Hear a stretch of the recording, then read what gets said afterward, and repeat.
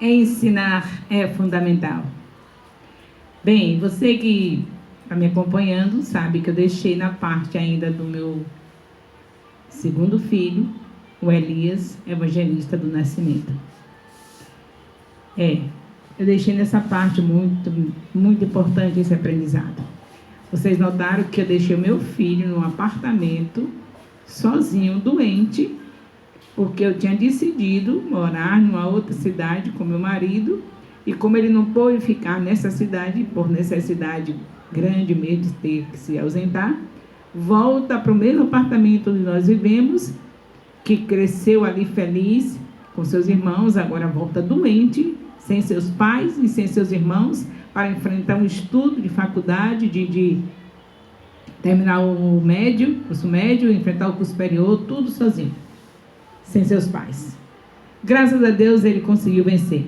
Eu quero que você veja aí como foi amenizada a situação por conta dos ensinos da infância.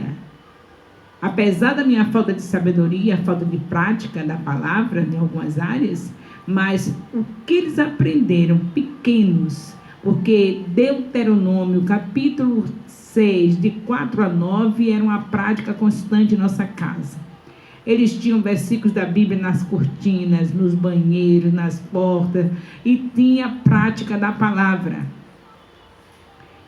É claro que nem tudo teve falhas, mas como você já notou que eu vou falar de uma das falhas, mas era constantemente, a gente sentava na mesa, a gente não sentava na mesa só para dizer muito obrigado ao Senhor correndo e já colocar comida na boca, não.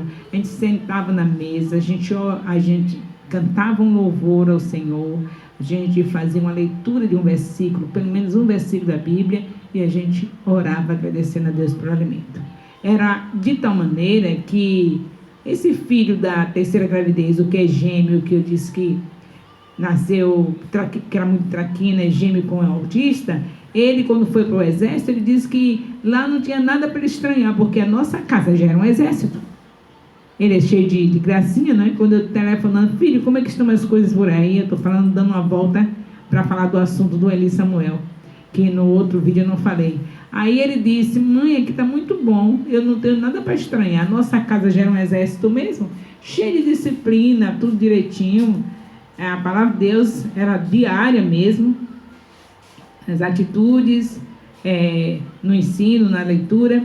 Então isso foi a base para aguentar a situação de uma mãe, de um pai que deixa seu filho dentro do apartamento, na idade de adolescente para chegar na juventude, com uma doença terrível na época, que agora já está tudo muito bem, né? Mas na época era terrível mesmo, difícil de se enfrentar, sem ninguém da família, com a máquina de lavar, para lavar roupinha, e a comida congelada, que às vezes ele não comia.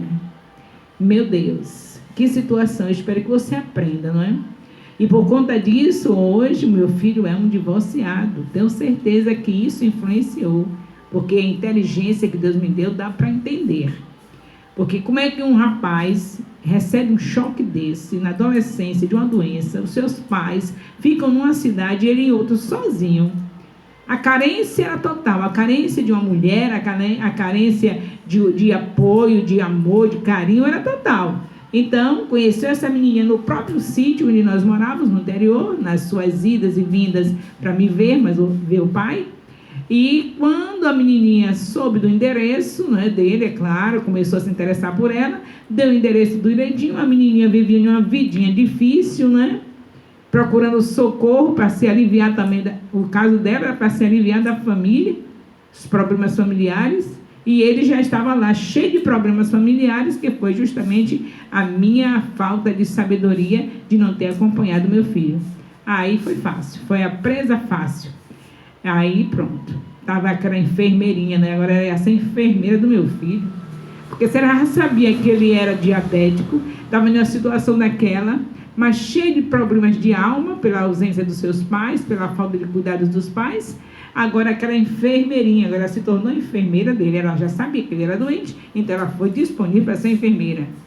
Mas só que chega um tempo onde a enfermeira adquiriu tudo que ela queria adquirir, E aí ela caiu fora e deixou o doentinho de novo na mão dos seus pais. Não era melhor que eu tivesse ido ficar com ele no período certo? Hoje quem cuida dele? Claro que eu não tenho os cuidados totais como deveria ser, mas hoje ele está conosco.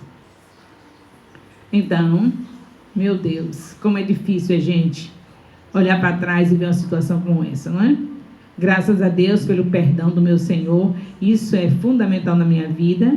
Você não pode deixar de aprender isso, que nós sabemos que quando nós confessamos os nossos pecados, o Senhor nos purifica, nos perdoa e purifica. Hoje eu sou uma mulher perdoada, sou livre, graças a Deus, não tenho problemas de culpa, porque o meu Deus mandou Jesus para tirar todas as minhas culpas, mas as consequências das culpas, Deus disse que não tira. Não tirou de Davi, o adorador desde a infância, amiguinho do Senhor, amado do Senhor Jeová, mas na hora que pecou, Deus perdoou, mas a consequência foi total na sua casa, na sua família. Então, eu não seria essa estrelinha na testa, melhor do que Davi, não é? Não tem nenhum bom sequer, sou bom aqui só teve Jesus, então nem Davi nem eu somos bons. E, com certeza, a consequência dos nossos pecados a gente tem que sofrer. Agora, damos graças a Deus, porque Jesus veio para nos purificar dos pecados. Porém, a consequência se sofre. Então, hoje, é uma tristeza ver meus netos, que vinham tão bem, né?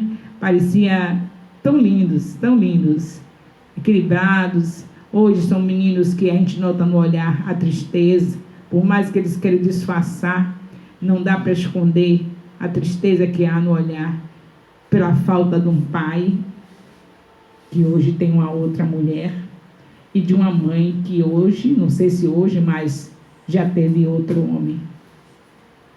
Não sei da vida dela, mas sei que quando ela saiu da presença do meu filho, que foi embora, ela teve outro marido. Então, a minha neta e meu neto via sua mãe com outro, não é? Não estava no quarto com ele, mas sabia que a sua mãe estava dormindo agora com outro homem que não era o seu pai. E chegava na casa do meu filho e via meu filho dormindo com a outra mulher que não é a sua mãe. Isso é terrível. É por isso que Deus disse que eu dei a divórcio. É terrível e, mais uma vez, eu quero dizer que esse pecado é confessado. Eu já sei que eu errei em não cuidar do meu filho. E que se ele hoje é uma pessoa que sofre tanto com a doença, né, como também com essa situação que abalou o estado emocional dele, ele tem que estar separado dos filhos. Os filhos ficou com a guarda para os dois, né, compartilhada. Aí uma semana está com ele, ele dá uma educação, outra semana está com a mãe dá outra educação. É terrível demais. Pois, nos meus 50 anos de casado, eu não quero esconder nada de você. Quero que você tenha bastante aprendizado, porque ensinar é fundamental. Espero que você note bem, se você tem um filho ou tem filhos, note bem como você está agindo com seus filhos. Porque isso é fundamental. Para poder você não ter uma história triste desse nível. Eu tenho um casamento maravilhoso, mas tem algumas histórias que você está vendo que cometi falhas. E eu não quero esconder nada, tudo aí em aberto, que é a maneira de agradecer a Deus pela bondade dele e me conceder vida, como ele diz na sua palavra, dar-te-ei abundância de dias e que mostrarei a minha salvação, vida tal que está me dando o direito de completar 50 anos de casada no dia 3 de janeiro de 2020, e durante esse período de ensinos, né, ensinar é fundamental, eu quero que você aprenda com meus erros, para não cometer e não sofrer o que eu sofri, e aprenda com meus acertos para ser feliz e aí bem mais feliz do que eu. Se é que pode alguém ser mais feliz do que eu, porque eu sou perdoada. Glórias a Deus por isso.